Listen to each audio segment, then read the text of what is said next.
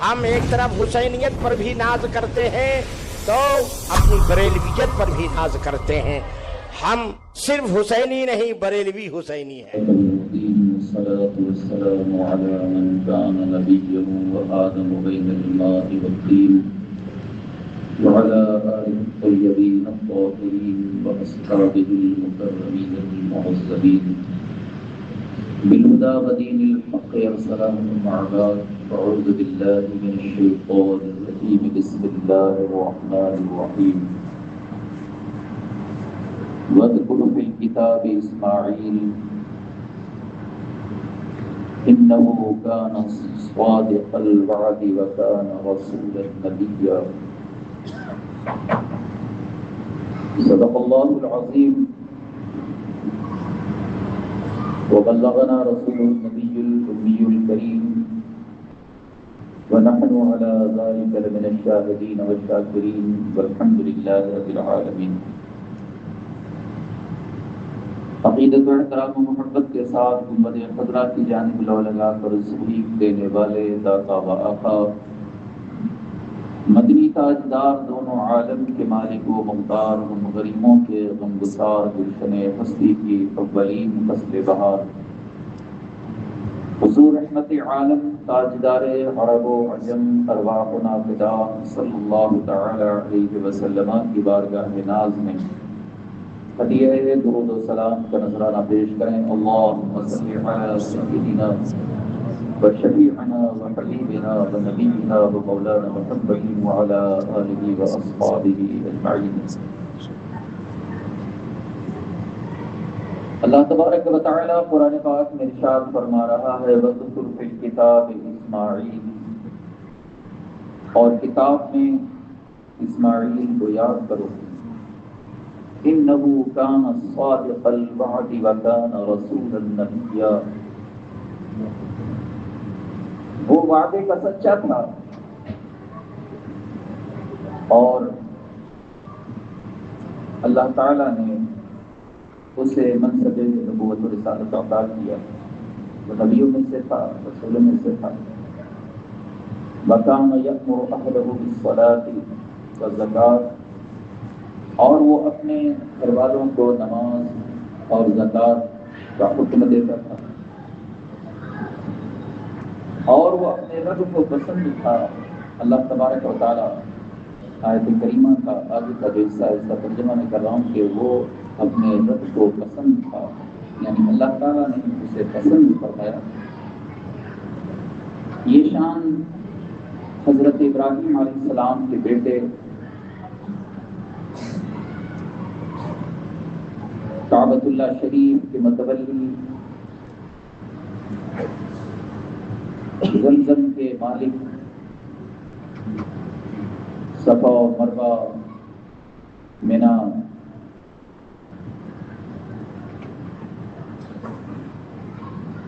میں جن کی یادیں آج بھی باقی ہیں اور قیامت تک باقی رہیں گی. شہر مکہ کو آباد فرمانے والے، مکہ کو بسانے والے، جن کی ایڑیوں سے اللہ نے چشمہ زمزم کو جاری فرمایا، وہ حضرت اسماعیل علیہ السلام ہیں. اور یہ حضرت ابراہیم علیہ السلام کے بڑے فرزند ہیں، بڑے بیٹے ہیں. آپ کے دوسرے صاحبزادے جو آپ حضرت اسماعیل علیہ السلام سے تقریباً 14 سال چھوٹے ہیں، آپ کا نام حضرت اسحاق علیہ نبی علیہ السلام ہے، جن سے حضرت یعقوب علیہ السلام پیدا ہوئے. اور آپ کے بیٹے جن کا حسن سارے زمانے میں مشہور ہوا، حضرت یوسف علیہ السلام پیدا ہوئے. اللہ کے محبوب صلی اللہ علیہ وسلم حضرت اسماعیل علیہ السلام کی نسل مبارک سے جلوہ گر ہوئے، تشریف لائے.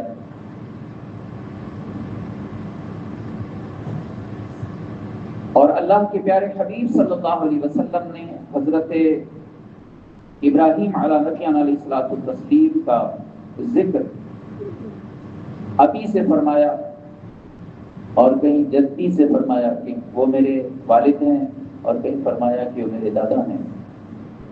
تو آپ کے جد کریم ہیں حضرت خلیل علی نبی علیہ السلام. حضرت اسماعیل علیہ السلام اللہ تبارک و تعالیٰ نے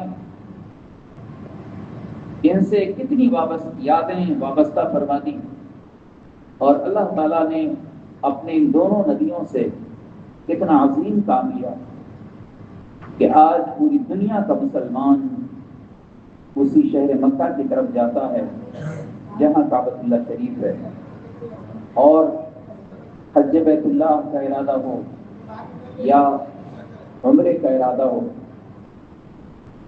ہم مکہ شریف کی طرف جاتے ہیں. اور جب بھی ہم طواف کعبۃ اللہ شریف کرتے ہیں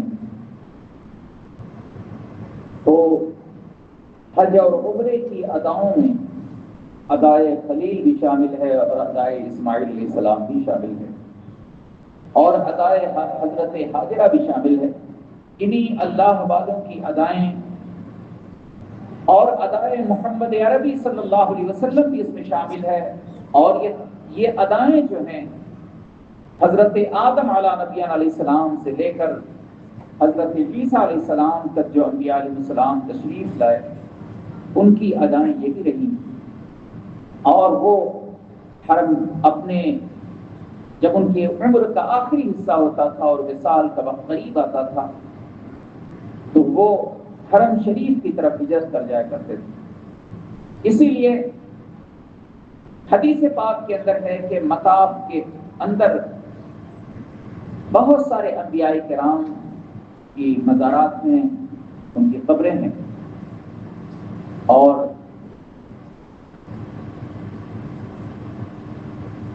مسجد خیف جہاں پر حجاج جاتے ہیں جو جبرات سے بالکل قریب ہے، جو بڑی مشہور مسجد ہے اور جس مسجد کے اندر اللہ کے محبوب صلی اللہ علیہ وسلم نے وقوف منا فرمایا، جہاں سرکار جا کے ٹھہرا کرتے تھے.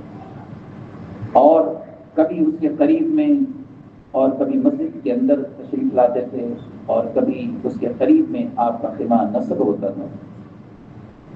تو اللہ کے محبوب صلی اللہ علیہ وسلم کی ادائیں اسی سرزمین سے حج کی جو ارکان ہیں وہ انبیاء علیہ السلام کی مبارک ادائیں ہیں.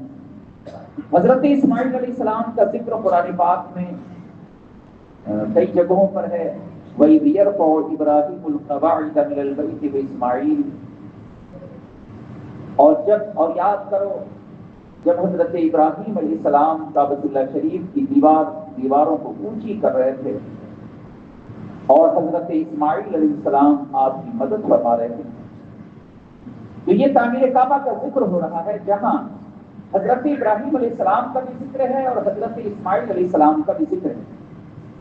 تو کل میں یہ بیان کر رہا تھا کہ اللہ تعالیٰ نے شہر مکہ کو حضرت اسماعیل علیہ السلام سے آباد فرمایا. آپ شہر مکہ میں تشریف فرما رہے اور شہر مکہ آباد ہوتا گیا، اور حضرت اسماعیل علیہ السلام زمزم شریف کے مالک تھے. آپ کا قبضہ چاہے زمزم پہ تھا. حضرت اسماعیل علیہ السلام جنہیں کئی آزمائشوں سے گزرنا پڑا، اس میں ایک آزمائش تو یہ تھی کہ آپ کو اور آپ کی والدہ کو، آپ کی جو والدہ ماجدہ ہیں ان کو حضرت ابراہیم علیہ السلام کعبۃ اللہ شریف کے قریب جہاں کچھ بھی نہیں تھا اس وقت، بالکل بیابان تھا، پہاڑیاں تھیں، اس کے سوا کچھ وہاں نہیں تھا. آپ کہاں چھوڑ کے چلے آئے اور آپ کا امتحان ایک بار اور ہوا جس کی پوری تفصیل قرآن کے اندر موجود ہے. جب حضرت ابراہیم علیہ نبی علیہ السلام نے آپ سے فرمایا قال یا بنی انی ارى فی المنام انی اذبحک فانظر ماذا ترى. اے اسماعیل میں نے خواب دیکھا ہے، اے میرے بیٹے میں نے خواب دیکھا ہے کہ میں تجھے ذبح کرتا ہوں، تمہاری رائے کیا ہے؟ حضرت اسماعیل علیہ السلام نے ایسے فرمانبردار تھے وہ کہ بات ذبح کی ہو رہی ہے، یہ بھی نہیں ہے کہ میں نے خواب دیکھا ہے کہ میں تجھے سزا دوں، میں تجھے ماروں، میں تجھے گھر سے نکال دوں، تجھے بے گھر کر دوں۔ بات یہاں بے گھر کرنے کی نہیں ہو رہی تھی۔ اس وقت آپ کی عمر یا تو 7 سال کی یا 13 سال کی تھی، 2 روایتیں ہیں، یا 9 سال کی تھی۔ تو حضرت اسماعیل علیہ السلام جو ابھی بچے تھے، اور آپ کے والد یہ کہہ رہے تھے کہ میں نے خواب دیکھا کہ میں تجھے ذبح کر رہا ہوں۔ اس زمانے کا اگر کوئی بیٹا ہوتا تو فوراً اپنے باپ سے کہتا کہ یہ بھی کوئی خواب ہے، ایسا بھی خواب کیا کوئی باپ دیکھتا ہے؟ انہوں نے یہ جواب نہیں کیا، کیونکہ وہ اللہ کے پیغمبر کے بیٹے تھے، اللہ کے نبی کے بیٹے تھے۔ ان کا تو مقصد ہی یہ تھا کہ ہماری جان اللہ کے نام سے قربان ہو جائے۔ یہاں جان قربان کرنے کی بات تھی، کوئی پیسہ دینے کی بات تھوڑی۔ یہاں تو پیسہ دینے کی بات آئے تو سنجے نگر چھوڑ کے چلا جائے کہ مدرسے کو پیسہ دینا ہے، کہیں میرا نام اس میں نہ آ جائے، راستہ چھوڑ دیں، مسجد کی گلی سے گزرنا چھوڑ دیں۔ یہاں بات پیسے کی نہیں، یہاں بات گھر دینے کی بھی نہیں، یہاں بات گھر چھوڑنے کی نہیں۔ کہہ دے کہ خواب دیکھا کہ میں تجھ سے جدا ہو جاؤں، میں تجھے گھر سے نکال دوں، میں تجھے سزا دوں، یہ سب بات نہیں تھی۔ بات یہ تھی کہ میں تجھے سزا کر رہا ہوں، میں نے یہ خواب دیکھا، انی اذبحک، میں تجھے ذبح کر رہا ہوں۔ تو آپ نے یہ نہیں کہا کہ یہ تو خواب ہی ہے، خواب تو خواب ہوتا ہے، بہت سارے لوگ خواب دیکھتے ہیں، لیکن ہمارا خواب اور نبیوں کا خواب برابر نہیں ہوتا۔ اللہ کے نبی کا خواب جو ہوتا ہے وہ وحی الہی ہوتا ہے، اسے رؤیائے حق کہتے ہیں، سچا خواب ہوتا ہے۔ آپ تو بہت سارے لوگ دیکھتے ہیں، ارے رک جا، وہ سوچنے میں کہہ رہا ہے رک جا، بعض گھر والے کہتے ہیں پاگل ہو گیا کیا، سوچنے میں کہتا ہے رک جا، کہاں رک جا۔ وہ خواب میں کوئی دیکھ رہا تھا کہ ارے وہ گاڑی آ رہی ہے، اس کا لڑکا جا رہا ہے، کہہ رہا ہے ارے رک جا، پاگل ہو گیا ہے، خواب میں رک جا کہہ کر کرتا ہے۔ کوئی کچھ بکتا ہے، کوئی کچھ بکتا ہے، ارے مجھے مارنا نہیں، سننا نا۔ بہت سارے لوگوں خواب آپ دیکھنا، اگر جاگ رہا ہو آدمی گھر میں اور کوئی خواب دیکھ رہا ہو تو کچھ ہے بڑبڑ کرنے لگتے ہیں، پکانے لگتے ہیں خواب میں، پتہ نہیں کیا بولتا ہے، رک جا، کوئی بکری لے کے جا رہا ہے، کوئی بھیڑ لے کے جا رہا ہے، کوئی بیل لے کے جا رہا ہے خواب میں۔ کبھی وہ بکری چراتا ہے، کبھی بھیڑ چراتا ہے، کبھی بیل چراتا ہے۔ بھائی جو ہے وہی تو کرے گا، بیل ہے تو بیل کا ہی کام کرے گا، وہ خواب میں بھی وہی کرے گا۔ کوئی دیکھتا ہے کہ ہم کٹ گئے، کوئی دیکھتا ہے کہ ہم مر گئے اور پھر آپ کو اس کی تعبیر بھی پوچھتا ہے۔ کوئی دیکھتا ہے کہ ہم گر پڑے، کوئیں چلے گئے، کوئی کہتا ہے ہم سمندر پار کر رہے ہیں، میں نے کہا تو بڑا سمندر پار کرنے والا، تالاب میں جا نہیں سکتا، بے شرم بے غیرت، پتہ نہیں کیا کیا بے بکواس دنیا کی خواب دیکھا، یہ خواب دیکھا، وہ خواب دیکھا۔ بہت سارے لوگ آتے ہیں پوچھنے، بہت خراب خواب دیکھا۔ ارے تو خراب ہے تو خرابی تو دیکھے گا، خراب آدمی کون سا خواب دیکھے گا، خرابی تو دیکھے گا نا۔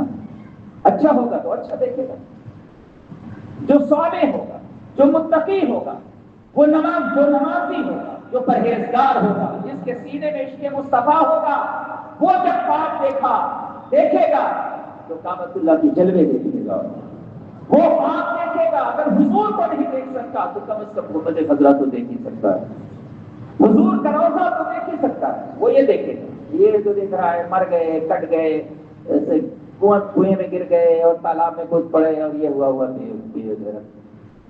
بے وجہ کی بات۔ کہتے ہیں ہم کو سانپ کاٹ لیا، میں نے کہا تو ہے ہی اسی لائق۔ کہتا خواب دیکھا ہم کو سانپ کاٹ لیا، ہمارا تو نہیں اٹھ گیا، پھر بھی زندہ اٹھ گیا، بے شرم۔ خواب میں دیکھا کہ سانپ کاٹ لیا، کہتے اب کیا کریں، سانپ کاٹ لیا پھر بھی زندہ ہے۔ بے شرم آدمی سانپ کاٹنے سے بھی تو کہاں مرتا ہے، وہ تو زندہ ہی رہتا ہے۔ حالانکہ اس کی تعبیر ہے، ہر خواب کی تعبیر ہے اور بتائی بھی جاتی ہے، لیکن میں بتا رہا ہوں کہ صالحین جو ہوتے ہیں، جو متقین ہوتے ہیں، آدمی جو زندگی میں جو کام کرتا ہے وہی وہ ساری باتیں اس کو خواب میں نظر آتی ہیں۔ زیادہ تر یہ ہوتا ہے، اور زیادہ تر تو جو بے وجہ کے خواب نظر آتے ہیں، کبھی بے وقت سونے کی وجہ سے نظر آتے ہیں، کبھی پیٹ کی خرابی کی وجہ سے نظر آتے ہیں، یہ سب اس کی وجہ ہیں۔ اور جو اللہ والے ہیں، جو متقی ہیں، جو پرہیزگار ہیں، ان کی شان یہ ہے کہ خواب میں منزل ولایت کو طے کر لیتے ہیں. ایسے صاحب مقام ہیں خواب دیکھنے والے. اللہ تعالیٰ ہمیں ان کی غلامی عطا فرما دے, ان کے غلاموں میں اللہ نے قبول فرما دے. بڑے بڑے مقام والے ہوئے جنہوں نے, ابھی 11ویں شریف میں بہت سارے خواب کا ذکر ہوتا ہے. 11ویں شریف میں نہیں, حضور غوث پاک کا ذکر ہوتا ہے, اس میں خواب کا ذکر ہوتا ہے. حضرت ابراہیم علیہ السلام نے اپنے بیٹے سے کہا, اور اس سے باپ اور بیٹے کی محبت کا بھی اندازہ ہوتا ہے, چونکہ جو کلام ہے یا بنیا, اے میرے بیٹے, انی ارا, میں نے دیکھا, فی المنام, خواب میں دیکھا, انی اذبحک, میں تجھے ذبح کرتا ہوں, فانظر ماذا تری, اے میرے بیٹے کی رائے کیا ہے. تو آپ نے جواب میں فرمایا, قال یا ابت فعل ما تؤمر, اے میرے والد, ایک طرف آپ یا بنیا کہتے مخاطب کر رہے ہیں, تو بیٹا بھی اپنے باپ کو باپ کہہ کے مخاطب کر رہا ہے کہ اے میرے باپ, قال یا ابت فعل ما تؤمر, اے میرے والد آپ وہی کیجیے جس کا حکم آپ کو اللہ نے دیا ہے. دیکھیے ذکر ہو رہا ہے قرآن میں حضرت اسماعیل علیہ السلام اور حضرت خلیل کا ذکر ہو رہا ہے. یہ پورے واقعات قرآن پاک کے اندر موجود ہیں, اور آپ نے اس خواب کو حضرت ابراہیم خلیل نے اور حضرت اسماعیل نے اس خواب کو سچ کر دکھایا. اللہ تبارک و تعالیٰ نے اس کا ذکر بھی قرآن میں فرمایا, قد صدقت الرؤیا, اے خلیل آپ نے اس خواب کو سچ کر دکھایا. یہ شان حضرت خلیل کی ہے جو قرآن پاک بیان فرما رہا ہے. تو حضرت اسماعیل علیہ السلام مکہ شریف کے اندر آباد ہو گئے, اور اس کے بعد آپ کی قربانی کا حکم آ گیا. آپ نے اس امتحان کو بھی, اس منزل کو بھی آج آپ نے طے کیا. عمر شریف بڑی, اس کے بعد آپ کا قبیلہ بنو جرہم کی ایک لڑکی سے نکاح ہوا, اور جب آپ کا عقد ہوا تو بہت دنوں کے بعد حضرت ابراہیم علیہ السلام آپ سے ملاقات کے لیے آئے. باپ اور بیٹے کی محبت تو مشہور ہے, ہوتی بھی ہے, ابھی نہیں ہے تو کیا ہوا, لیکن اس زمانے کے اندر تو بہت. اور اگر نہیں ہوتی, باپ اور بیٹے کی محبت نہیں ہوتی, تو حضرت یعقوب علیہ السلام حضرت یوسف کے غم میں روتے روتے آنکھ بینائی تھوڑی چلی جاتی, آنکھ کی بینائی چلی گئی. اولاد کے غم میں روتے روتے آنکھ کی بینائی چلی گئی. آج بھی کچھ لوگ ہوں گے ایسے, میں نہیں کہتا کہ نہیں ہے, ایسے باپ نہیں ہیں جو اپنے بیٹے سے محبت نہیں کرتے, اور ایسے بیٹے نہیں ہیں جو باپ سے محبت نہیں کرتے. وہ تو ہر زمانے میں ہوتا ہے, لیکن بدبختوں کی تعداد زیادہ ہے, نیک بختوں کی تعداد کم. یہ بات ہے. اس کے ابا سے اگر اس کو ضرورت ہے تو پیر بھی دبا دے گا, اور اگر ضرورت نہیں ہے, باپ کوئی خلاف کر رہا ہے, تو گلا دبا دے گا. دونوں کام ہاتھ سے ہی ہوتا ہے, گلا بھی ہاتھ سے ہی دبتا ہے اور پیر بھی ہاتھ سے ہی دبتا ہے. اس کی مرضی کے خلاف ہو گیا تو اپنے ابا گلا دبا دے گا. اگر کچھ پیسہ ویسا نہیں ہے ابا کے پاس, اور ایسا ہی ہے, تو اس کا جنازہ لے جا کے چھوڑ مسجد کے پاس. ابھی میں ایک صاحب مجھے بتا رہے تھے کہ ایک شخص جو ہے گاؤں میں تھے اور بیمار ہو گئے, اور جب کرتے کرتے خدمت تھک گئے تو جنازہ نہیں, جنازہ نہیں بھی تو مرا ہی نہیں تھا, جنازہ کہاں گیا تھا. جو باپ بیمار تھا اس کی چارپائی کو لے جا کے مسجد کے سامنے رکھ دیا کہ مسجد میں لوگ نماز پڑھنے آئیں گے, کوئی نہ کوئی تو اٹھا ہی لے جائے گا. اچھا ہے کہ جنگل بھیڑیا کہ جنگل میں نہیں رکھا ہے کہ کوئی نہ کوئی بھیڑیا کھا جائے گا. یہ اولاد ایسے لوگ بھی دنیا میں, تو ہر طرح کے لوگ ہیں. وہ لوگ بھی ہیں کہ جو اپنے باپ کے حق کو ادا کرتے ہیں, جو اپنے باپ سے محبت کرتے ہیں. اور یہ اللہ کے نبیوں کی شان ہے کہ انہوں نے اپنے والد کے حق کو ادا کیا. یہ صحابہ کی شان ہے کہ انہوں نے اپنے والد کے حق کو ادا کیا.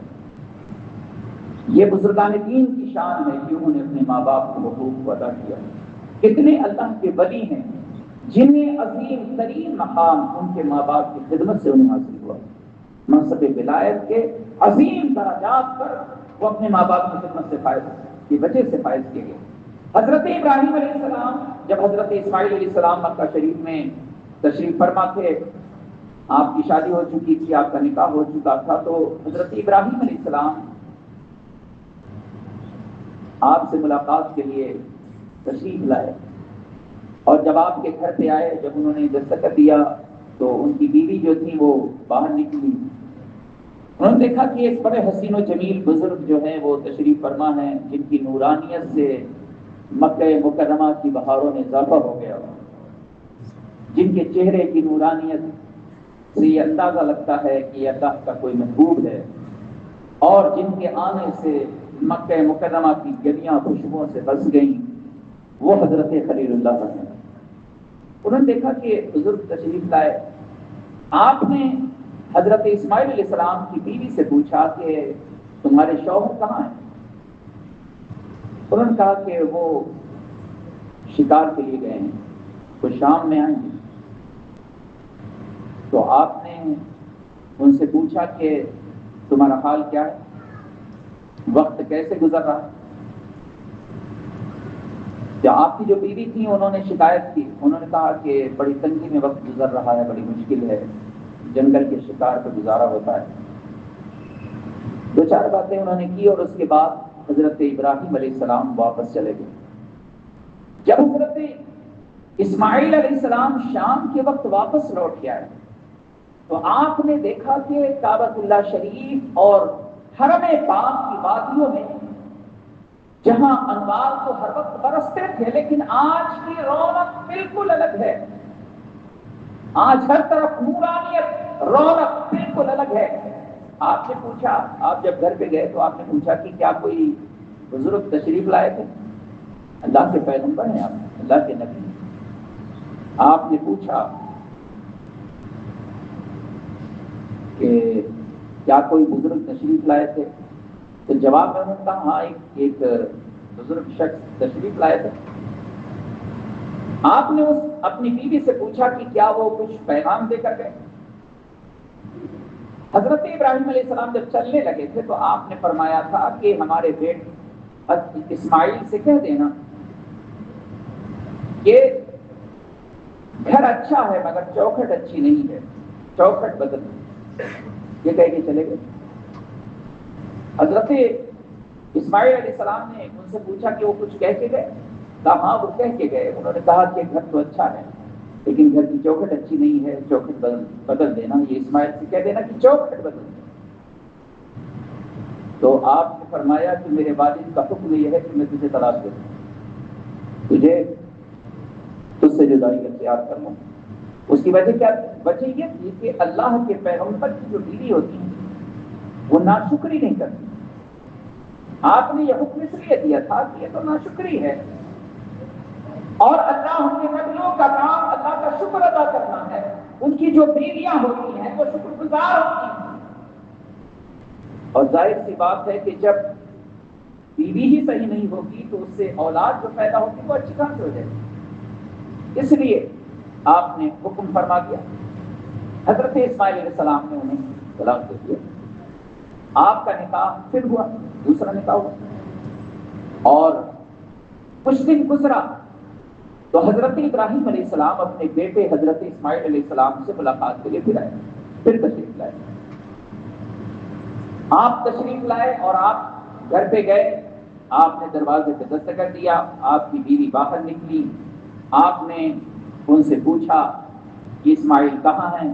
جواب ملا کہ وہ شکار کے لیے گئے.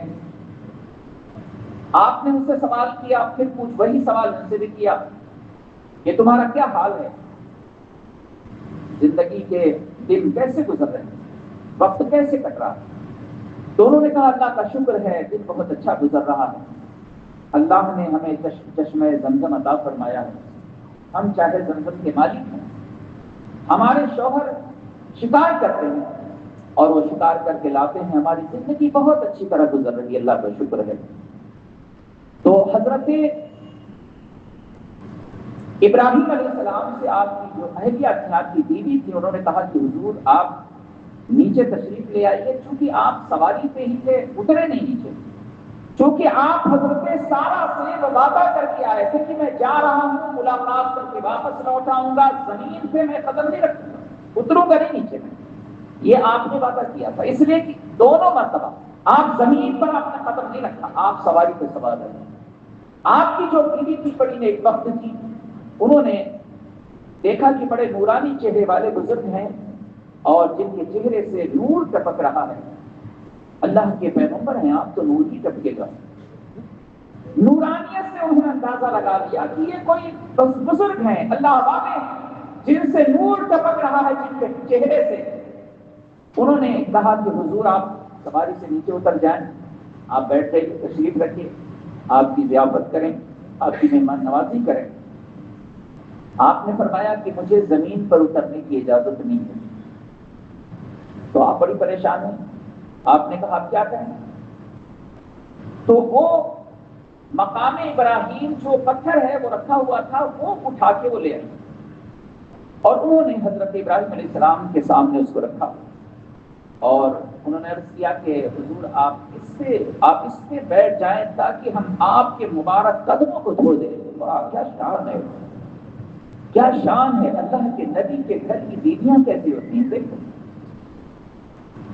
انہوں نے کہا کہ حضور آپ نیچے اتر جائیے, آپ اگر زمین پہ قدم نہیں رکھتے تو آپ اس مقام ابراہیم پہ پیر رکھیے, اس سے آپ کھڑے ہو جائیے تاکہ ہم آپ کے مبارک قدموں کو دھو دیں.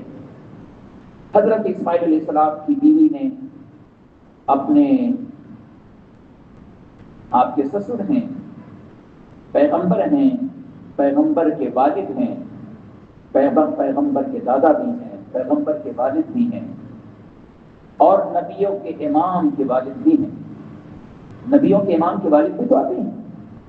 حضرت ابراہیم علیہ السلام جب انہوں نے بہت کہا تو آپ تشریف لے آئے, سواری سے آپ نے مقام ابراہیم پہ اپنا قدم رکھ دیا.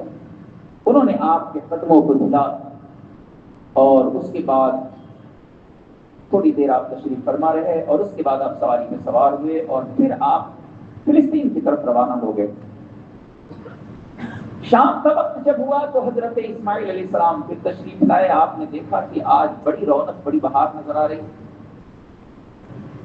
انوار برس رہے ہیں. پہلے بھی کعبۃ اللہ شریف پہ برستے تھے, آج اس میں اور اضافہ ہو گیا.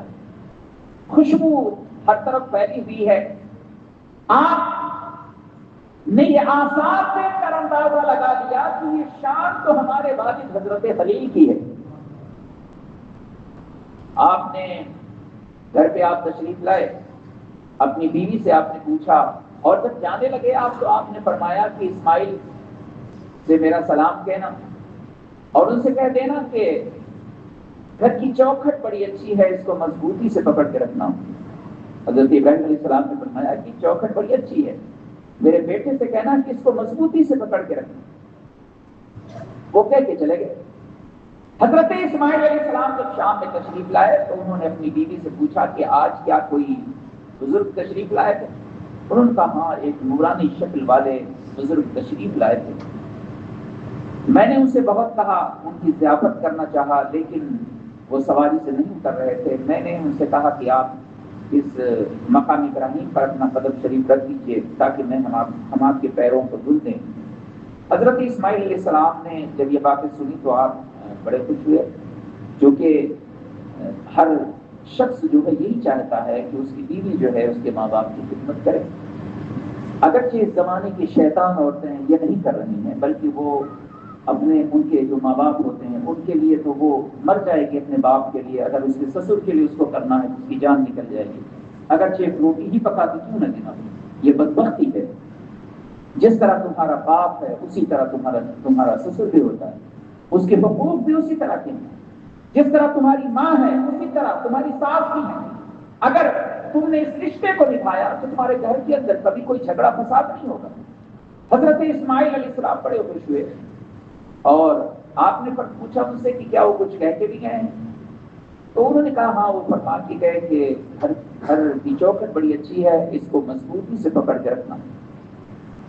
آپ نے فرمایا کہ وہ ہمارے والد تھے. آپ نے فرمایا کہ وہ ہمارے والد تھے حضرت خلیل اللہ.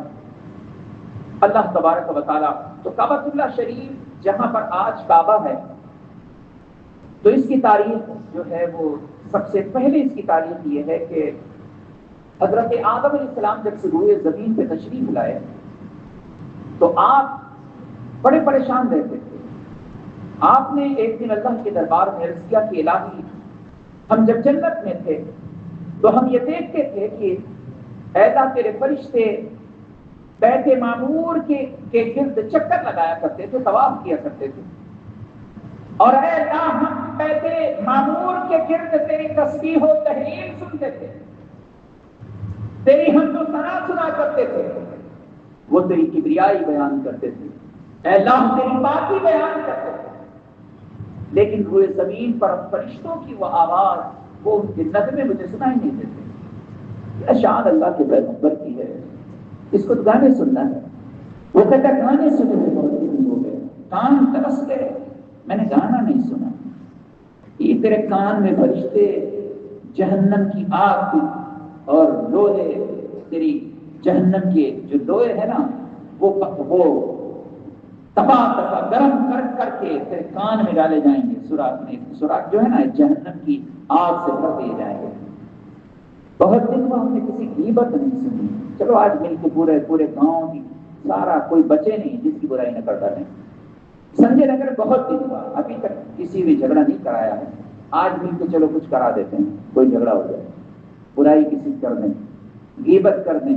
اب وہ غیبت جس کی جا رہی، چاہے کوئی حضرت ہوں، چاہے کوئی حجور ہوں، چاہے کوئی کھجور ہوں، کوئی نہ بچے۔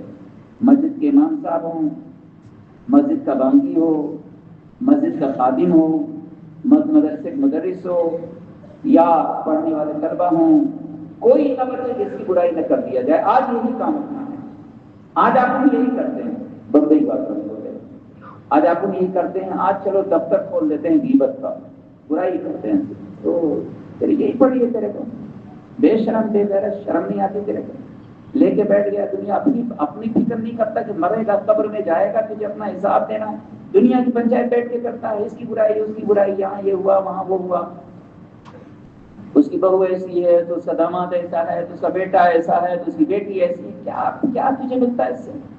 بے وجہ کی غیبت کرتا ہے۔ اللہ تعالیٰ قرآن پاک میں فرماتا ہے کہ کیا تم یہ پسند کرو گے کہ اپنے مرے ہوئے بھائی کے گوشت کو کھاؤ؟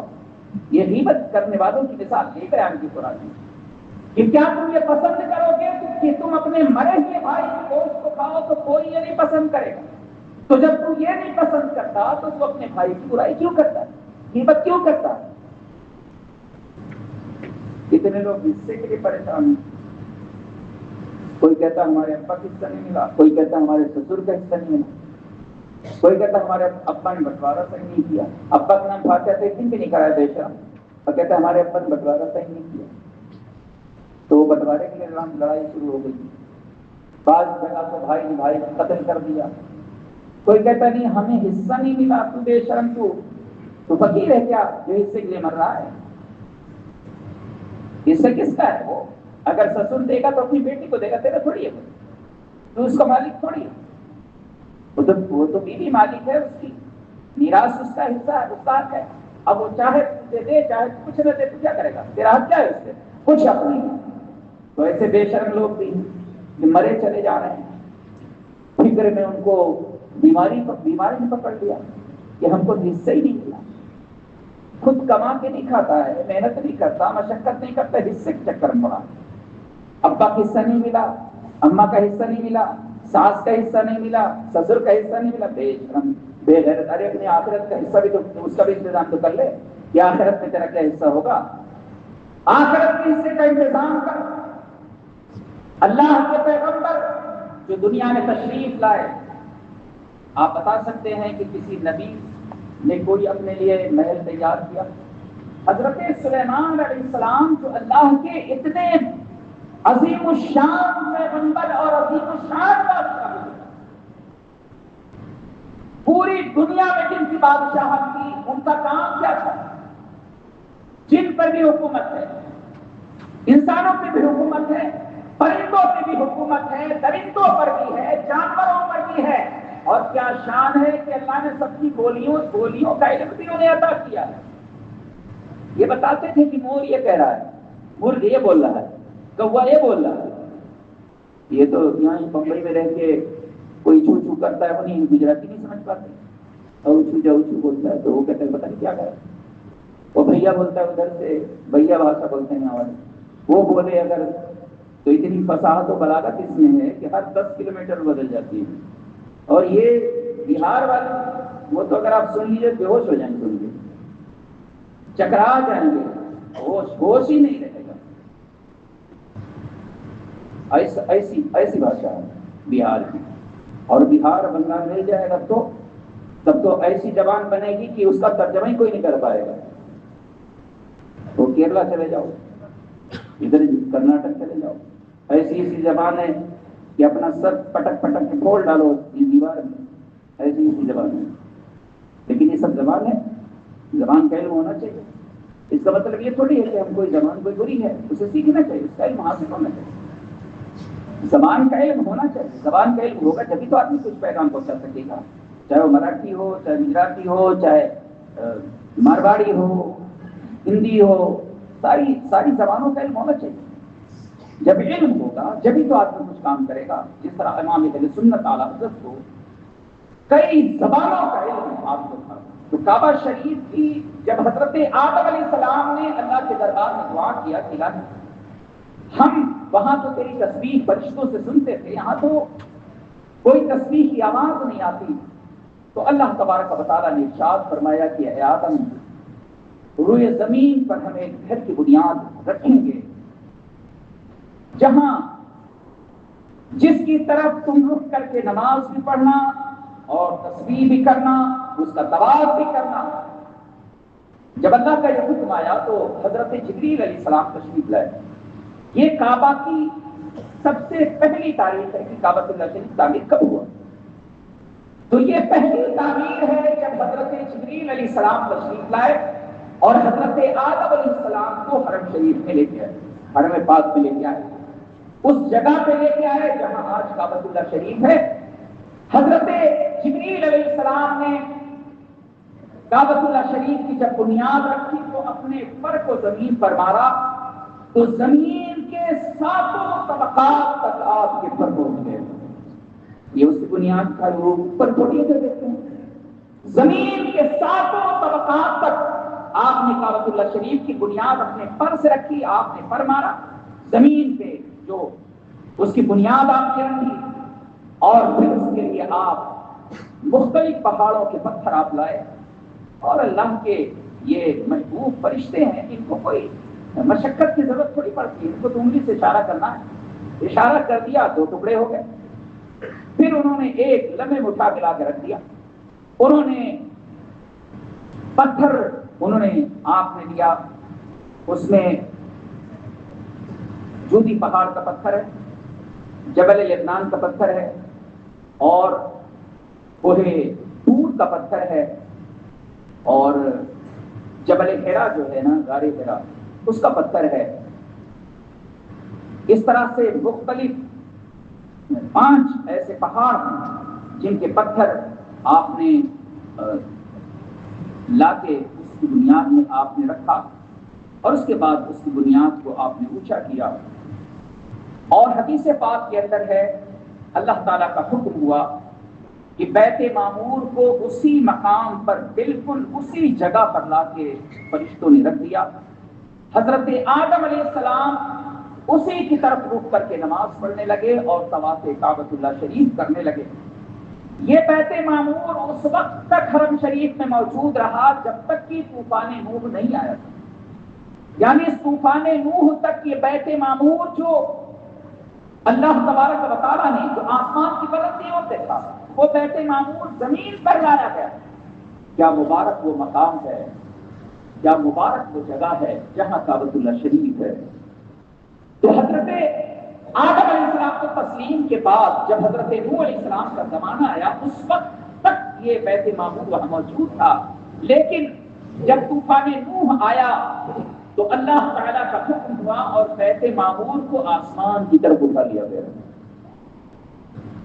یہ تو پہلی تعمیر تھی کعبۃ اللہ شریف کی، اور اس کے بعد صرف اس کے نشانات رہ گئے تھے. اس کے بعد پھر حضرت ابراہیم علیہ السلام کو اللہ کا حکم ہوا. جب حضرت اسماعیل علیہ السلام وہاں تشریف فرما تھے تو اللہ کا حکم ہوا کہ ابراہیم کعبۃ اللہ کی دیوار کو اونچی کرو، میرے گھر کی تعمیر کرو. تو کعبہ شریف کی تعمیر حضرت ابراہیم علیہ السلام نے فرمائی اور اس کا تفصیلی ذکر قرآن کے اندر موجود ہے. وَإِذْ يَرْفَعُ إِبْرَاهِيمُ الْقَوَاعِدَ مِنَ الْبَيْتِ وَإِسْمَاعِيلُ رَبَّنَا تَقَبَّلْ مِنَّا إِنَّكَ أَنْتَ السَّمِيعُ الْعَلِيمُ. اس کے بعد اور تفصیلی ذکر اس کا قرآن پاک کے اندر ہے. تو حضرت ابراہیم علیہ السلام نے کعبہ شریف کی دیوار کو اونچا فرمایا اور آپ کی مدد حضرت اسماعیل علیہ السلام کر رہے تھے.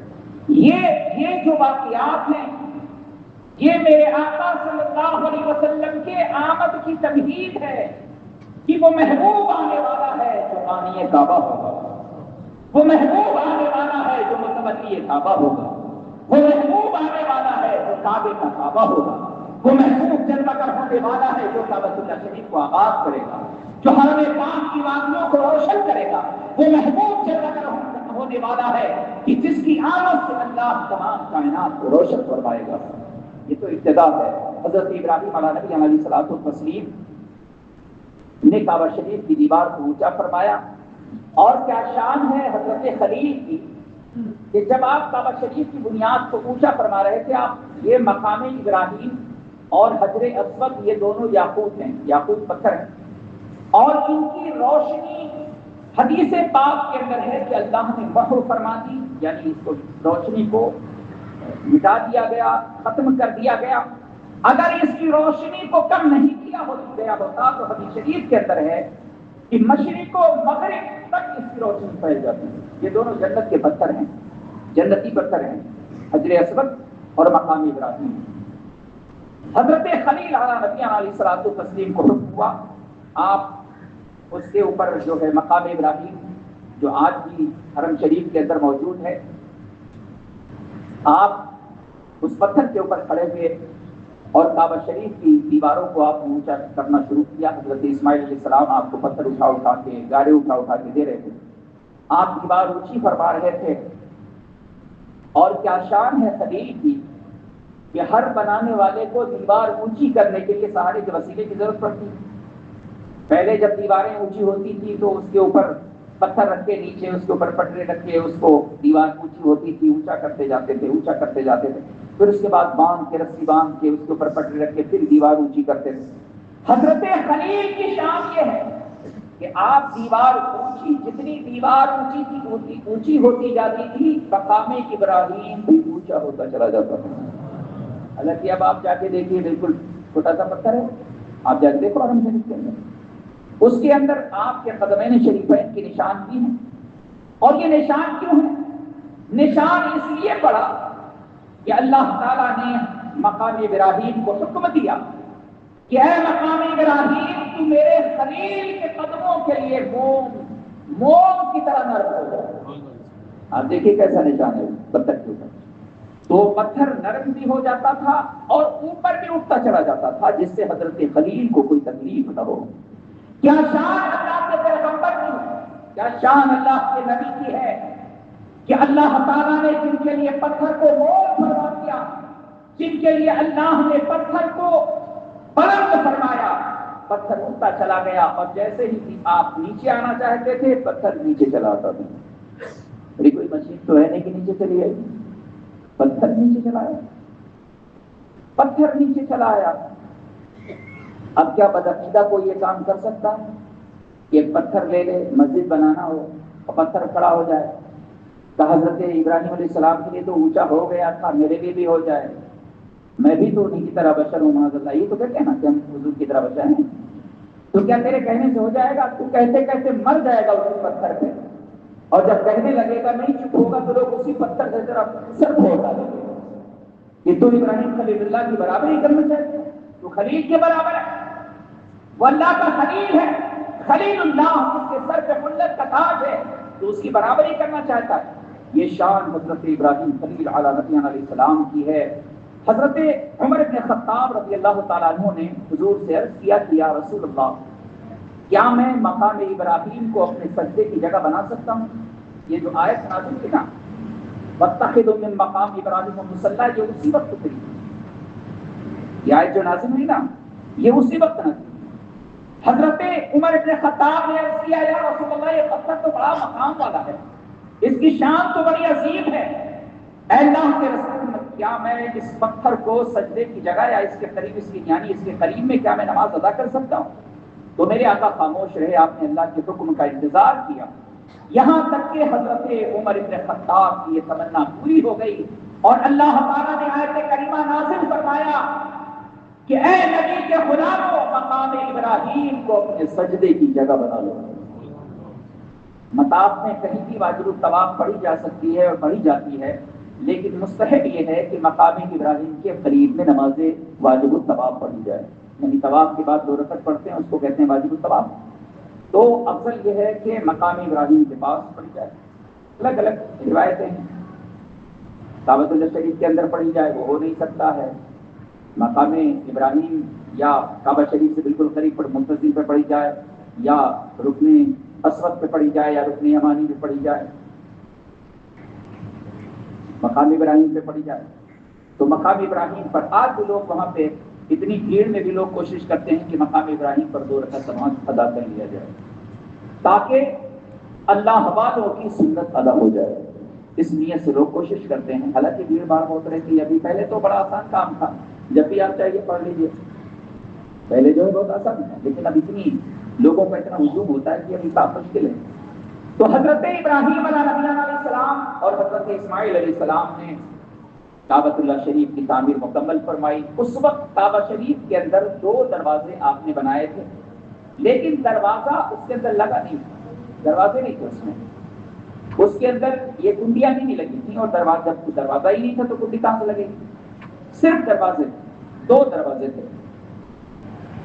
جب اللہ کے پیارے حضرت عائشہ صدیقہ رضی اللہ تعالیٰ عنہ فرماتی ہیں کہ ایک دن حضور نبی پاک صلی اللہ علیہ وسلم مجھے کعبہ شریف کے قریب لے گئے اور حتیم کی دیوار کو آپ نے دیکھ کے فرمایا، آپ نے دکھا کے فرمایا کہ عائشہ، اگر مجھے لوگوں میں انتشار کا خوف نہ ہوتا، یعنی لوگوں میں آپس میں نا اتفاقی کا خوف نہیں ہوتا، اس لیے کہ قریش نے جب کعبہ شریف کی تعمیر کی تو انہوں نے 2 دروازہ بند کر کے ایک ہی دروازہ کر دیا، تو حضور نے فرمایا کہ اگر انتشار و اختلاف کا خوف نہیں ہوتا تو میں کعبہ شریف کی دیواروں کو جہاں تک حتیم ہے، یہ پورا حصہ کعبہ شریف میں تھا، جب قریش تعمیر کرنے لگے تو ان کے پاس پیسے کی کمی تھی، تو وہ پورا کعبہ شریف تعمیر نہیں کر سکے، بلکہ انہوں نے کچھ حصہ چھوڑ دیا جس کو آج حتیم کہتے ہیں۔ پہلے کعبہ شریف جو حضرت آدم علیہ السلام نے، جو حضرت جبریل نے بنیاد رکھی اور جو حضرت ابراہیم علیہ السلام نے بنایا تھا، وہ حتیم تک وہ کعبہ شریف تھا، اس کے اندر 2 دروازے تھے، لیکن بعد میں قریش جب بنانے لگے تو ان کے پاس پیسے کی کمی تھی، اس لیے وہ پورا نہیں بنا سکے، انہوں نے اتنا حصہ چھوڑ دیا اور باقی انہوں نے تعمیر کر دیا، اور ایک دروازہ انہوں نے بنایا اور اس دروازے کو اونچا بھی کر دیا۔ وہ طریقہ آج تک وہی چلا رہا ہے۔ اور کعبہ شریف تو میرے آقا نے فرمایا کہ میں اسی طرح تعمیر کرتا جس طرح کے حضرت خلیل نے اس کعبۃ اللہ شریف کو تعمیر فرمایا تھا، لیکن اختلاف کی وجہ سے آپ نے تعمیر نہیں فرمایا۔ لیکن حضرت عبداللہ ابن زبیر رضی اللہ تعالیٰ کا جب زمانہ آیا تو آپ نے اپنے زمانے کے اندر 64 ہجری میں آپ نے کعبہ شریف کی پھر سے تعمیر کی، اور آپ نے اس کے اندر 2 دروازے رکھے، وہی تعمیر بالکل اسی طرح آپ نے کیا جس طرح پہلے تھی۔ لیکن جب عبد الملک بن مروان، جو مروان کا بیٹا شیطان کا بیٹا شیطان تھا، جب اس کا جب زمانہ آیا اور اس کے زمانے کے اندر اس کا جو نائب تھا حجاج ابن یوسف تھا، جو بڑا ظالم گزرا ہے، بڑا ظالم تھا، بڑا ہی جابر، بڑا ظالم تھا، تو لیکن ان جابروں سے بھی کوئی کام بڑا اچھا ہو جاتا ہے۔ جابر تو تھا لیکن حجاج نہیں، قرآن شریف میں جو زبردست پیش لگے ہوئے ہیں وہ حجاج ابن یوسف نے لگوایا، تو کوئی کام اچھا بھی کر گیا۔ کعبہ شریف کی اس نے پھر تعمیر کی، اور حضرت عبداللہ ابن زبیر نے جو تعمیر کیا تھا اس کے بالکل برخلاف جس طرح قریش نے تعمیر کیا تھا، حتیم کا حصہ جو چھوڑا تھا اور ایک دروازہ جو قریش نے رکھا تھا، بالکل اسی طرح حجاج ابن یوسف نے کعبہ شریف کو پھر تعمیر کیا۔ تو یہ سلسلہ یہ تعمیر جو ہے اس نے 74 ہجری میں کیا، اور اس کے بعد 1040 ہجری کے اندر سلطان مراد جو شاہ قسطنطنیہ تھا، یعنی جو ترکی کا بادشاہ تھا، سلطان مراد، اس نے کعبہ شریف کی تعمیر پھر سے کیا، چونکہ دیواریں بالکل بوسیدہ ہو گئی تھی، چھت بوسیدہ ہو گئی تھی، اس لیے پھر سے اس نے تعمیر کیا، اور آج جو کعبہ شریف ہے اور بڑی اچھی تعمیر کیا، وہاں جو اندر میں جو سنگ مرمر لگا ہوا ہے وہ بھی سلطان مراد کا لگایا ہوا ہے، اور جو اندر جو اس کے نقش و نگار ہیں، جو دیوار پتھر کی بنی ہوئی ہے، اس نے بڑے ہی اہتمام کے ساتھ کعبہ شریف کی تعمیر کیا، اور وہی تعمیر آج تک موجود ہے۔ دروازے وغیرہ بھلے بدلی ہوئی ہیں لیکن تعمیر وہی ہے جو سلطان مراد کی ہے، وہی تعمیر آج تک موجود ہے۔ اور اس زمانے کے اندر غلاف کعبہ شریف جو ہے صرف عرب میں نہیں بنتا تھا، بلکہ عرب میں نہیں بنتا تھا، مصر سے بن کے آتا تھا، اور مصر والے وہ غلاف کعبہ شریف لے کے آتے تھے جس میں کلمہ طیبہ آیات کریمہ لکھی ہوتی تھی، اور سلطان مراد کا نام بھی لکھا ہوتا تھا، حاشیے پر اس کا نام بھی رہتا تھا۔ آج بھی جو غلاف کعبہ شریف ہے اس میں وہاں کا جو حکمراں ہوتا ہے اس کا نام، جہاں آیتیں ہیں، جہاں کلمہ شریف ہے، وہیں اس کا نام بھی لکھا ہوتا ہے۔ یہ تاریخ کعبۃ اللہ شریف ہے کہ اللہ تبارک و تعالیٰ نے اپنے اس مبارک گھر کی حفاظت کس طرح سے فرمائی، اور اللہ کا یہ مبارک گھر کس طرح سے آج تک آباد ہے اور انشاءاللہ قیامت تک آباد رہے گا۔ اور اللہ کے بندے، اور جب آپ نے کعبہ شریف کی تعمیر مکمل فرمائی تھی تو اللہ نے حکم دیا کہ خلیل اللہ کے بندوں کو آواز دو، حج بیت اللہ کے لیے پکارو۔ آپ جبل قبیس پر مقام ابراہیم کو لے گئے اور اس پتھر کے اوپر آپ جا کے کھڑے ہوئے تو قرآن پاک میں اللہ تعالیٰ نے اس منظر کو بیان کیا ہے، وَأَذِّن فِي النَّاسِ بِالْحَجِّ، لوگوں کو اے خلیل حج کے لیے بلاؤ۔ تو آپ نے اللہ کے بندوں کو حج کے لیے پکارا تو قیامت تک جتنے لوگ حج بیت اللہ کرنے والے تھے اور جتنی بات کرنے والے تھے، کوئی باپ کی پشت میں تھا، کوئی ماں کی رحم میں تھا، سب نے لبیک کہا تھا، جس کو کرنا تھا سب نے لبیک کہا تھا۔ جس کو حج بیت اللہ کرنا تھا، یہ حج بیت اللہ کا سلسلہ جو ہے کیا حضور کے زمانے ہی میں تھا؟ اس سے پہلے بھی یہ ہوتا ہے، حج بیت اللہ جو ہے پہلے بھی ہوتا، جب قریش وہاں پر جایا کرتے تھے حج کے لیے تو مینا بھی جاتے تھے، لیکن وہ مزدلفہ سے آگے نہیں جاتے تھے، عرفات نہیں جاتے تھے، مزدلفہ میں جا کے ٹھہر جاتے تھے، وہیں سے واپس لوٹ آتے تھے۔ قرآن پاک میں اس کا تفصیلی ذکر بھی موجود ہے۔ اللہ تعالیٰ نے ارشاد فرمایا، اور باقی جو لوگ تھے قریش کے علاوہ وہ عرفات جاتے تھے، عرفات میں ٹھہرتے تھے، لیکن قریش کہاں ٹھہرتے تھے؟ اللہ تعالیٰ نے ارشاد فرمایا ثم افیضوا من حیث افاض الناس، اے قریش تم بھی وہیں سے واپس پلٹو جہاں سے لوگ واپس پلٹتے ہیں۔ تو میرے آقا صلی اللہ علیہ وسلم جب حج کے لیے تشریف لے گئے تو قریش نے یہ سمجھا کہ شاید حضور مزدلفہ میں ٹھہر جائیں گے، لیکن میرے آقا نے سواری کو آگے بڑھایا اور آپ کی سواری چلتی چلی گئی اور آپ مسجد نمرہ کے پاس جا کے ٹھہرے، وہاں پر آپ کے لیے قبہ نصب کیا گیا اور اللہ کے محبوب صلی اللہ علیہ وسلم نے وہاں پہ قیام فرمایا۔ تو یہ کعبۃ اللہ شریف کی تعمیر اور اس کا یہ تفصیلی واقعہ ہے جو میں نے ابھی ذکر کیا، اور بہت کم یہ ساری باتیں جو ہے سننے کو بہت کم ملتی، تقریروں میں کہاں کون بیان کرتا ہے، نہیں بیان ہوتی۔ تو یہ حضرت اسماعیل علیہ السلام کا عظیم الشان کارنامہ ہے، اللہ تعالیٰ ان پر اپنی رحمت نازل فرمائے، ان کے درجات، ان کے مراتب کو اللہ تعالیٰ بلند فرمائے۔ اور اس کے بعد آپ کے دوسرے بیٹے جو 14 سال کے بعد پیدا ہوئے، جن کا نام حضرت اسحاق ہے، ان کا ذکر بھی قرآن پاک میں ہے، فبشرناہ باسحاق، ہم نے بشارت دی اسے حضرت اسحاق کی، یعنی حضرت اسحاق پیغمبر کی، ومن وراء اسحاق یعقوب، اور اسحاق کے پیچھے حضرت یعقوب کی۔ اب یہ جو سلسلہ ہے حضرت اسحاق حضرت یعقوب کا، یہ میں کل بیان کروں گا انشاءاللہ۔ یہ سلسلہ ہے، آج حضرت اسماعیل علیہ السلام آپ کی تفصیل میں نے آج بیان کی اور آپ کی شان میں نے بیان کی۔ اللہ، اور یہ بیان کرنے کا جو میرا مقصد ہے وہ یہ ہے کہ اللہ کے محبوب صلی اللہ علیہ وسلم کے آنے سے پہلے دنیا میں اللہ کے جب جو پیغمبر تشریف لائے، حضور کے آنے سے پہلے ہی اللہ تبارک و تعالیٰ کے بندوں کو ایک پیغام دے رہے ہیں کہ میرے بعد ایک پیغمبر جلوگر ہوگا جو نبیوں کا امام ہوگا اور بانی کعبۃ اللہ ہوگا۔ یہ میں سب واقعات اس لیے بیان کر رہا ہوں۔ اللہ تعالیٰ نے اور ہم سب کو عمل کی توفیق عطا فرمائے۔ بڑی مبارک محفل ہے یہ، حضور کی میلاد شریف کی محفل ہے، میرے آقا کی آمد کا ذکر ہے، حضور کی نعت شریف بھی پڑھی جا رہی ہے، لیکن محروم جو ہے وہ محروم ہی رہے گا، اور جس کی نصیب میں ہے وہ شرکت کر رہا ہے، حضور کا ذکر بھی سن رہا ہے، نعت شریف بھی سن رہا ہے، تاریخ بھی سن رہا ہے، قرآن کی آیتیں بھی سن رہا ہے، تفسیر قرآن بھی سن رہا ہے، حدیث پاک بھی سن رہا ہے، لیکن جس کے قسمت میں نہ ہو اس کے لیے کیا کیا جا سکتا ہے؟ تو یہ اپنے اپنے نصیب کی بات ہے۔ اللہ تعالیٰ کا شکر ہے کہ اللہ نے ہمیں حضور کی میلاد شریف پڑھنے والوں نے اور آپ کو سننے والوں میں اللہ تعالیٰ نے قبول فرمایا ہے۔ یہ اللہ کا حکم ہے، جبھی تم بیٹھے ہیں۔ اگر اس کا فضل نہ ہوتا تو ہم مسجد میں اس فتنے کے زمانے میں جو وہ چوہا لے کے مسجد میں آتے ہیں، وہی موبائل وہ دیکھتا رہتا ہے کہ کہیں سے خبر تو نہیں آ گئی ہے، کہیں سے کوئی ادھار والا تو نہیں فون کر رہا، ادھار والا کرے گا تو مسجد سے جائے گا ہی نہیں، کہیں سے کوئی پیسہ دینے کے لیے بلا رہا ہے تو بھاگا اٹھ کے فوراً، یا کوئی کام پڑ گیا تو بھاگا، وہ جان نہیں چھوٹی، مسجد اللہ کے گھر میں آگے بھی جان نہیں چھوٹی، یہ نہیں کہ چھوڑ کے چلا آتا، یہی رہتا ہے، کیا ضرورت ہے رکلانے کی؟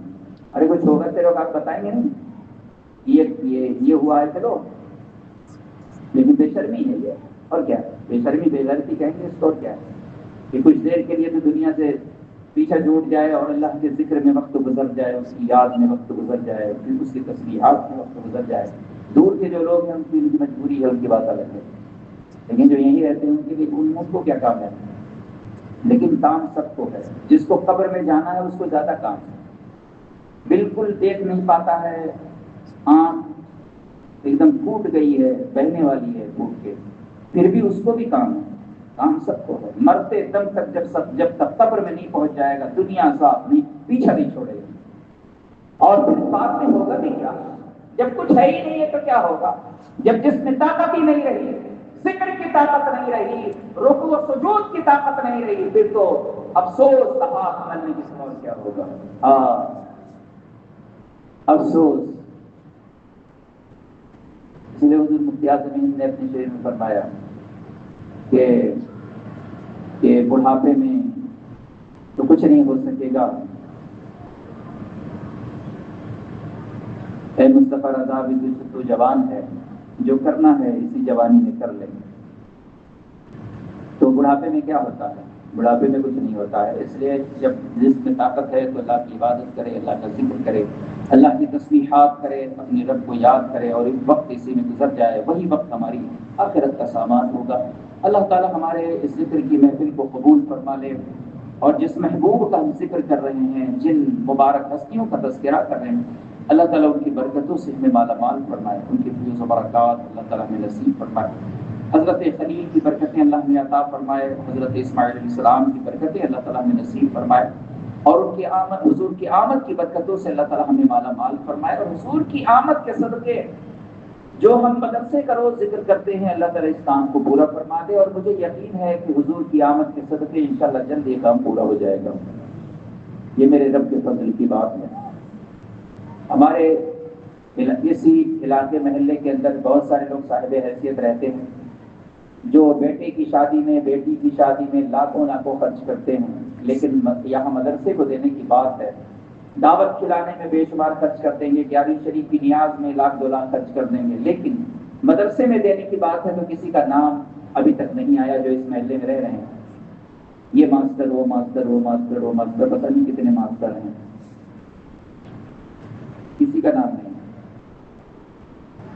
لیکن اب یہاں شروعات جو ہے حبیب بھائی نے کیا تھا، اور اب ہمارے اس مسجد میں اس محلے سے داؤد بھائی نے شروعات کیا ہے، داؤد بھائی، داؤد پٹیل، انہوں نے مدرسے کے لیے 2 لاکھ روپے دیا ہے، مدرسے کے لیے حاجی سے۔ تو اب جتنے پٹیل ہیں ان کو بھی کچھ شرم آنا چاہیے، بہت سارے پٹیل ہیں، اب میں نام کسی کا نہیں لوں گا، شرما جائیں گے، اس لیے شرم آ جائے گی، میں نام نہیں لے رہا ہوں، لیکن پٹیل ہیں، چاہے کوئی بھی، یا ٹرین ہیں، یا ریل ہیں، یا بس ہیں، جو بھی ہیں، سب کو مدرسے کے لیے دینا چاہیے۔ جو یہاں ابھی بہت سارے لوگ پہلے نہیں کماتے تھے، کچھ پیسہ نہیں تھا، ابھی سب نوجوان کما رہے ہیں، کچھ کما رہے ہیں، کچھ کمانے والے ہیں، بھی کمائیں گے بعد میں، تو جب کمائیں گے جب کی بات ہے، لیکن جو کما رہے ہیں ان کو دینا چاہیے، ان کو اللہ کی راہ میں دینا چاہیے۔ ہر جگہ برابری ہوتی ہے کہ اس کے گھر میں ٹائلس لگا ہے تو میرے یہاں کیوں نہیں لگا. اس کے یہاں بمبئی بولتے ہیں محلہ، یو پی والے بولتے ہیں محلہ. وہ کیا محلہ ہے وہ تو وہی جانتے ہیں. عربی میں اس کو محل بولتے ہیں، جگہ کو بولتے ہیں عربی محل. محلہ اور محلہ اور کسی کا پلاٹ ہے، کسی کا پلاٹ ہے، کسی کی دکان ہے، کسی کے پاس نہیں بھی ہے جس کے پاس اس کو دینا چاہیے. اس میں ہم کو برابری کرنا چاہیے. جب دین کی بات آئے تو اس میں برابری کرنا چاہیے. دنیا داری بڑی برابری ہوتی ہے کہ اس کے یہاں یہ ہے تمہارے یہاں کیوں نہیں، اس کے پاس گاڑی ہے تو میرے پاس کیوں نہیں، اس کے پاس زمین ہے تو میرے پاس کیوں نہیں، اس کے پاس دکان ہے تو میرے پاس کیوں نہیں. تو کیا یہ نہیں چاہتا کہ اس کے پاس جنت ہو تیرے پاس نہ ہو؟ حضور نے تو جنت کی بشارت دی ہے اس پر. جو خدمت دین کرتے ہیں، جو مسجد کی تعمیر کرتے ہیں، جو مدارس کی تعمیر کرتے ہیں، ان کے لیے تو جنت کی بشارت ہے. تو کیا تم نہیں چاہتے کہ اس کو جنت ملے اور تیرے کو نہ ملے؟ بمبئی کی بھاشا میں یہی بولتے ہیں نا، تیرے کو میرے کو کیا بولے گا. اب جو سمجھتا ہے وہ وہاں پر زبان کی فصاحت یہی ہے کہ جہاں جو چلتی ہو اسی زبان میں بولا جائے تو تاکہ لوگ سمجھ جائیں. کبھی سمجھیں گے نہیں. ابھی ہم عربی میں بولیں تو عربی کیا سمجھو گے؟ عربی، فارسی، گاڑی، اردو تو بھیجا پھٹ جائے تو سمجھ نہیں آئے تو کیا فائدہ ہے. تو یہ مدرسے میں پڑھنے والے نے بھی دیا، پگڑی والے نے. تو چھوٹے چھوٹے جب بچے دیں گے تو یہ کام تو کہاں رکے گا، پھر تو ہو ہی جائے گا انشاءاللہ. بہت سارے لوگ یہاں بہت سارے دینے والے ہیں. کچھ لنگڑے ہیں، کچھ لولے ہیں، کچھ چل پاتے ہیں، کچھ نہیں چل پاتے ہیں. کسی کے پاس بہت سارا ہے، کسی کے پاس اس سے کم ہے سب کے پاس. ابھی اگر کچھ خریدنے کی بات ہو سب کے پاس پیسہ آ جائے گا. لیکن یہاں بات دین کی ہے تو تھوڑا جذبہ پیدا کرنے کی ضرورت ہے. جیسے کہ میں نے ابھی 2-4 دن جذبہ دلایا تو جذبہ پیدا ہو رہا ہے. اب داؤد بھائی نے دیا ہے، اور بھی جو محلے کے لوگ ہیں ان کو بھی چاہیے کہ وہ بھی اس کام کے اندر حصہ لیں. آپ کا بھی نام آئے، آپ کا بھی نام آ جائے کہ ہم نے بھی اللہ کے محبوب کے گھر کے لیے ہم نے بھی دیا ہے، ہمارا نام بھی اس میں شامل ہو جائے. اب یہ جو زیادہ دینے والے ہیں زیادہ دے رہے ہیں آپ کے پاس، جس کے پاس جو ہے وہ دے. بہت سارے لوگ ہیں، بہت سارے نوجوان ہیں، ان کے پاس پیسہ ہے، وہ پلاٹ خرید رہے ہیں تو مدرسے نہیں دے سکتے کیا؟ ارے پلاٹ میں تیرا بہت پیسہ لگا دے، اس میں تو تھوڑا سا دینا ہے. اس میں 1 لاکھ ہی دے دے، 50,000 ہی دے دے. سب دے رہے ہیں تو یہی رہتا ہے. تیرے لیے ہے، تیری اولاد پڑھے گی، تیری بچیاں پڑھیں گی، اس میں تیرے بچے پڑھیں گے. کون پڑھے گا؟ ہم کوئی کپڑے اٹھا کے لے جائیں گے اس پہ؟ مدرسے کی جگہ ہم لے جائیں گے، مسجد ہم اٹھا کے لے جائیں گے کہ تمہاری آنے والی جو نسلیں ہیں وہ اس سے فائدہ حاصل کریں گے، وہی اس میں پڑھیں گے. تو بہت سارے لوگ ہیں اور مجھے امید ہے کل پٹیل کا بھی نام آ جائے گا، اور کل پٹیل کا بھی نام آئے گا، اور یہ ماسٹر کا بھی آ جائے گا. کوئی نہ کوئی ماسٹر ضرور آئے گا. تو ماسٹر کا بھی آئے گا، پٹیلوں کا بھی آئے گا، اور بھی جو دوسرے لوگ ہیں ان کا بھی آ جائے گا. بہت سارے لوگ خان صاحب بنتے ہیں. ہم خان ہیں، خان، لیکن خالی منہ سے خان ہیں، اللہ کی راہ میں دینی. کوئی کہتا ہے پٹھان ہے. پٹھان ہوا ہے جو دن حضور مفتی اعظم سے، حضور مفتی نانپارہ مجھ سے فرمانے لگے کہ ایک دن میں نے حضرت سے پوچھا کہ حضور آپ پٹھان ہیں؟ ہاں پٹھان ہیں. تو حضرت یہ بتائیے کہ یہ پٹھان کا مطلب کیا ہوتا ہے؟ تو حضرت نے مسکراتے ہوئے، حضور مفتی اعظم جو اعلیٰ حضرت کے ساتھ جاتے ہیں، انہوں نے مسکراتے ہوئے جواب دیا کہ مولانا رجب علی، پٹھان اس کو کہتے ہیں جو اپنا پیر دین کی راہ میں ٹھان دے، تو اس کو کہتے ہیں پٹھان. خان پٹھان تو سب ہیں، یہ تو سید بھی ہو، مرزا بھی ہو، افغان بھی ہو، تم سبھی کچھ ہو بتاؤ تو مسلمان بھی ہو. اقبال نے کہا، اقبال کا شعر ہے، تم تو سید بھی ہو، مرزا بھی ہو، افغان بھی ہو، یوں تو سب کچھ ہو بتاؤ تو مسلمان بھی ہو. یہ سبھی ہو، پٹھان بھی ہو اور خان بھی ہو اور سید بھی ہو اور مرزا بھی ہو، سب ہو، لیکن یہ بتاؤ مسلمان بھی ہو. ہم مسلمان ہیں تو ہمیں اللہ کی رضا کے لیے مدرسے کے لیے دینا چاہیے. اب اس میں جیسے دنیا میں کمپٹیشن ہوتا ہے نا کہ اس نے یہ کیا تو ہم بھی کریں گے، اس نے وہ کیا تو ہم بھی کریں گے، تو اب دین کے نام پہ بھی کرنے کی ضرورت ہے. اور جب بھی کام یہ ہوگا جب دین کے لیے ہم یہ اپنے دل میں ارادہ ہے کہ اگر ہمارے پڑوسی نے کیا ہے تو انشاءاللہ ہم بھی دیں گے. اور اللہ تعالیٰ اس سے جب کوئی دے گا تو میرا رب اس کو کئی گنا زیادہ اس سے عطا فرما دے گا. اور جنہوں نے دیا ہے نا ان کو اللہ تعالیٰ نے بے شمار عطا فرما دیا. بہت سارے لوگ ہیں جن کے پاس کچھ نہیں تھا, آپ بھی ان کو جانتے ہیں, ہم بھی جانتے ہیں. کسی کے پاس کچھ نہیں تھا, یہاں جب میں آیا تھا تو کسی کے پاس کچھ نہیں تھا, بڑی مشکل سے لوگوں کا کھانا پکتا تھا اور کبھی کبھی نہیں بھی پکتا تھا. ایسے لوگوں کا گھر بھی, ایسے لوگوں کے بارے میں بھی معلوم ہے جن کے پاس ہوا کرتے تھے. لیکن آج اللہ تعالیٰ نے ہمیں نماز دیا ہے, تو اللہ تعالیٰ نے بے شمار نماز دیا اور ہم نے خدمت کیا, رکھ دیا, نماز دیا اور کریں گے انشاءاللہ تعالیٰ ہمیں اللہ اور نماز دے گا. تو ابھی کل کی تیاری کرو. آج داؤد بھائی کا نام آیا ہے, کل تمہارے میں سے کسی کا نام آئے, پٹیلوں میں سے کسی کا نام آئے, اور دیں گے, سبھی لوگ دیں گے. اس لیے کہ یہاں جب بھی کوئی کام ہوتا ہے تو سارے لوگ شامل ہوتے ہیں, اور نہیں شامل ہوتے تو ہوتا ہی کیسے, سب لوگ شامل ہوتے ہیں. اللہ تعالیٰ نے لوگوں کو دل دیا ہے, بھلے مال کم ہو لیکن لوگوں کے پاس دل بہت ہے. اللہ تعالیٰ نے دل بہت دیا ہے, اور اگر نہیں ہوتا تو کام کیسے ہوتا. تو اتنا بڑا کام ہے, مسجد کا ہوا, مدرسے کا ہوا, یہیں کے لوگوں نے دیا ہے. ایسا نہیں کہ کوئی باہر کے آدمیوں نے آ کے دیا ہو, سارا یہیں کے لوگوں کا کیا ہوا ہے. اور انشاءاللہ یہ کام بھی یہیں کے لوگوں سے پورا ہو جائے گا. یہ سب یہاں سے مطلب یہ ہے کہ پٹھان واڑی, سنجے نگر, گنجے نگر جتنا ہے یہ انہی سے مل کے سب نگر جو بھی نگر ہے, جو بھی واڑی ہے, یہ سب مل جائے گی اور کام انشاءاللہ مدرسے کا ہو جائے گا. کیونکہ پیسہ زیادہ ہے اس لیے میں روز اعلان کرتا ہوں. اور یہ جو آپ 10-10, 20, 100, 200 دیتے ہیں یہ بڑا برکت والا ہے, اس لیے میں اس کے لیے اعلان کرتا ہوں. اس پیسے کے اندر بڑی برکت ہوتی ہے, اس لیے کہ دینے والے جن کے پاس نہیں ہوتا ہے ان کے دل میں تمنا بھی ہوتی ہے, اور وہ یہ چاہتے ہیں کہ کاش ہمارا رب ہمیں عطا کر دے تاکہ ہم اس کی راہ میں اور دیں. تو دل میں خواہش بھی رہتی ہے, تمنا بھی رہتی ہے. اللہ تعالیٰ ایسے لوگوں کو بھی نواز دے گا انشاءاللہ, اور اس کا شکر ہر حال میں ادا کرنا چاہیے. جس حال میں اللہ رکھے اس کا شکر ہے. اللہ تعالیٰ ہمیں شکر گزار میں سے فرما دے. اور کل جب ہم یہاں بیان کریں تو آپ میں سے کئی لوگوں کے نام آنا چاہیے کہ آپ کی طرف سے اللہ نے جو آپ کو حیثیت دی ہے اپنی حیثیت کے مطابق آپ مدرسے کے لیے دیجیے, تاکہ یہ کام اللہ کے فضل سے اور حضور کی آمد کے صدقے پورا ہو جائے.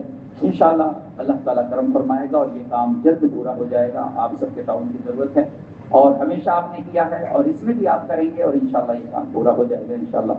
نوجوانوں کو بھی جذبہ ہے, سارے لوگوں کو جذبہ ہے, اور ان کو ان کے دل میں ہونا بھی چاہیے. اس لیے کہ کام جو ہے نوجوانوں سے کی جو مستقبل تک کی جو راہ ہوتی ہے انہیں سے طے کی جاتی ہے. تو انشاءاللہ یہ کام ہو جائے گا. اور یہ محفل کل سے بھی انشاءاللہ منعقد ہوگی. اور میں نے آپ کو بتایا کہ کل ایک پیغمبر کا ذکر میں نے آج کیا ہے, 2 نبیوں کا, حضرت ابراہیم خلیل اور حضرت اسماعیل علیہ السلام کا. آپ کے بیٹے حضرت اسماعیل علیہ السلام کا, آپ کے دوسرے بیٹے حضرت اسحاق علیہ السلام ہیں, ان کے بیٹے حضرت یعقوب علیہ السلام ہیں, ان کے بیٹے حضرت یوسف علیہ السلام ہیں. انشاءاللہ کل میں ان اللہ کے مبارک نبیوں کی زندگی آپ کے سامنے بیان کروں گا, اور آپ سن کر خوشی بھی ہوتی ہے, دل میں ایک شوق بھی پیدا ہوتا ہے کہ اسی طرح ہم یہ ذکر سنتے رہیں اور ہمارا ذکر اللہ کے نبیوں کے ذکر سننے میں ہمارا وقت گزر جائے. اور اللہ تعالیٰ اسی طرح ہمیں ذکر انبیاء علیہ السلام کی توفیق نصیب فرمائے, اور ان کے ذکر سے اللہ ہمارے سینے منور فرمائے. ان کی یاد اللہ تعالیٰ اسی طرح ہمیشہ ہمیں یاد بنانے کی توفیق نصیب فرمائے. حضرت خلیل کی یاد یہ حقیقت میں مصطفیٰ کی میراث ہے. حضرت اسماعیل کی یاد حقیقت مصطفیٰ کی میراث ہے. حضرت اسحاق کی یاد حضرت نبی پاک کی میراث ہے.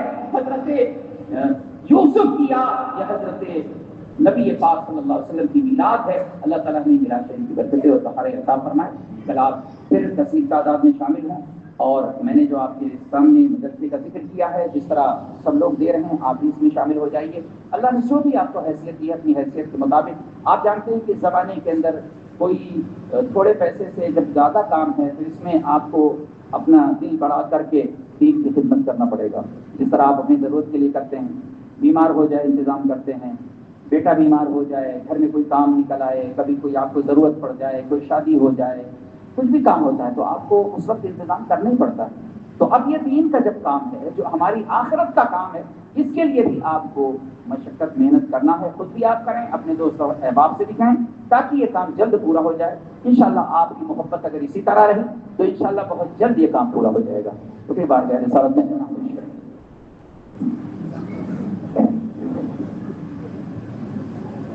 یا نبی سلام علیکہ یا رسول سلام علیکہ یا حبیب سلام علیکہ سلام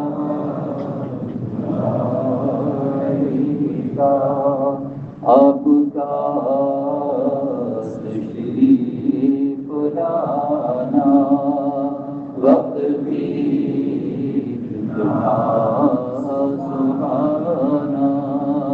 جگمگا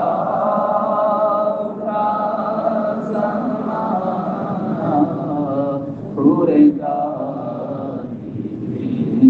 ترانا یا نبی سلام علیکہ یا رسول سلام علیکہ یا حبیب سلام علیکہ صلوات علیکہ